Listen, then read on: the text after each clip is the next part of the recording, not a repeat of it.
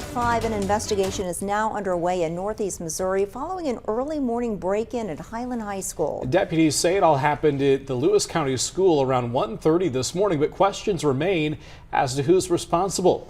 WGEM's Claire Edlin joins us now with reaction after speaking with school officials earlier today. Claire?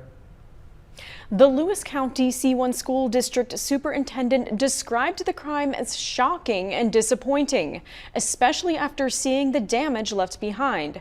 Busted windows were found by the school officials along with a destroyed security camera, and they say a theft took place. Superintendent John French says there was no immediate threat or danger since the crime happened so early in the morning, so classes resumed as normal today.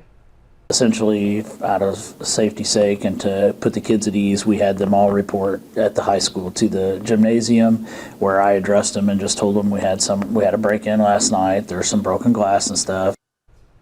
French says the district is still trying to determine what was stolen, but didn't divulge any information about the theft.